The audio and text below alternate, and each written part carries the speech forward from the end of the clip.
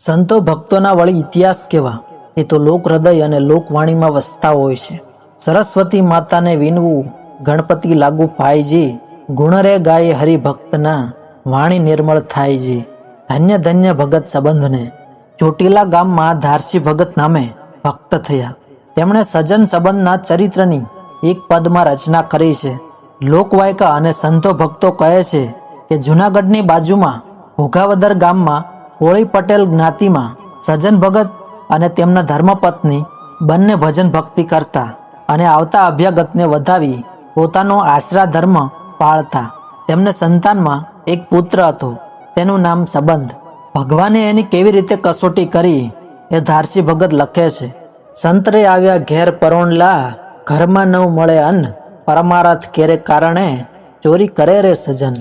એક વખત ભગવાન અને નારદજી વચ્ચે સંવાદ થાય છે કે ભગવાન, આજે કોઈ એવા ભક્ત છે કે જે પોતાની ટેક અને ધર્મ માટે શરીરના બલિદાન આપે, તો એવા ભક્તનું મને દર્શન કરાવો. ભગવાન શ્રી હરિ અને નારદજી સાધુનો વેશ લઈ સજ્જન ભગતના ઘેર આવે છે. બંને પતિ પત્ની સામે ચાલીને વંદન કરે છે અને કહે છે, ધન્ય ઘડી, ધન્ય ભાગ્ય, આજે અમારું આંગણું પવિત્ર થયું. સજ્જન ભગતને આંખોમાં હર્ષના આંસુ આવ્યા. સાધુના સ્વરૂપે હરિ આવ્યા સંબંધના ઘેરજી. સર્વે ઉઠીને ચરણે નમ્યા, મહારાજ કીધી ઘણી મહેરજી. ધન્ય ધન્ય ભગત સંબંધને. સજ્જન ભગત અને તેમના ધર્મપત્ની અને પુત્ર સંબંધ ત્રણેય સાધુના ચરણ ધોઈ ચરણામૃત લીધા. બેસવા માટે આસન આપ્યા. બંને બાપ દીકરો ઘરમાં ગયા. વિચાર કરે છે કે શું કરવું. બે ટંકથી તો આપણે જમ્યા નથી. ઘરમાં એવી કોઈ વસ્તુ એ નથી કે જેને વેચીને કંઈક અનાજ આવે.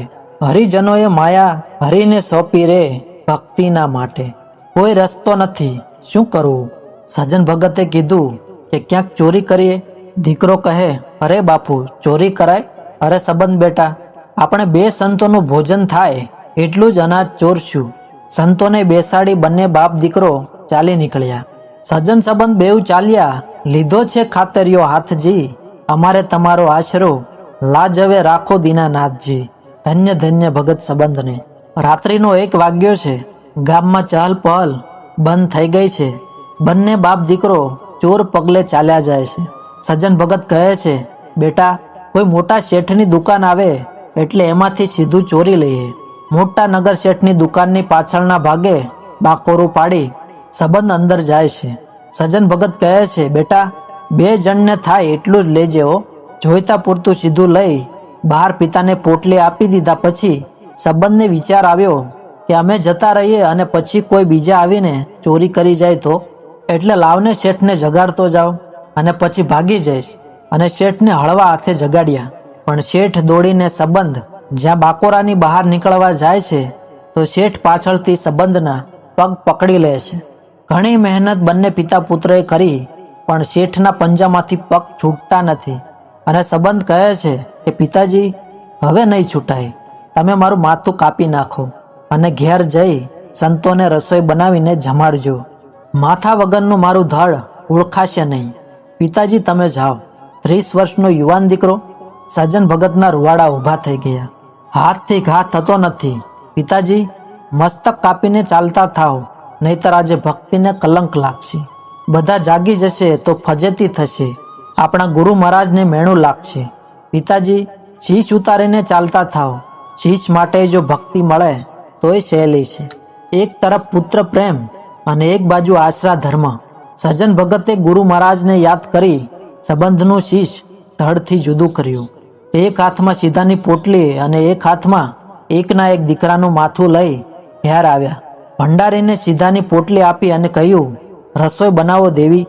પુત્રનું માથું જોઈ માતાને ખબર પડી ગઈ કે દીકરો હવે નથી રહ્યો.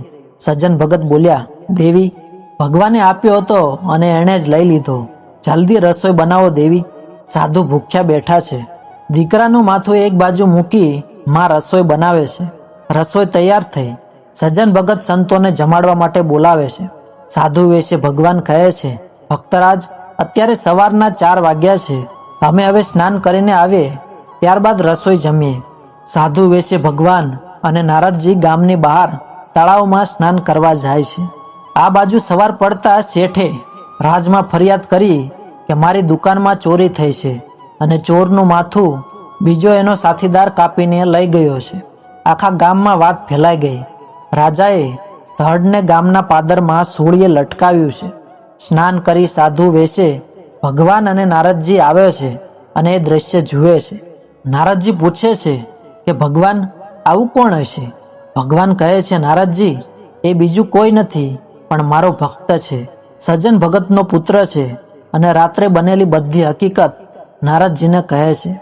પણ આ શું? ગામ લોકોએ કૌતુક જોયું. જે બાજુ ભગવાન જાય એ બાજુ ધડ ફરે છે અને બે હાથ જોડીને નમન કરે છે. સજ્જન તારા શેરમાં અચરજ દીઠું આજ, ધડને ચડાવ્યું શૂળીએ એ તો ફરતું જોડે હાથ. ભગવાન પ્રસન્ન થાય છે અને મહારાજને સજ્જન ભગતના ઘેર સંબંધનું માથું લેવા મોકલે છે.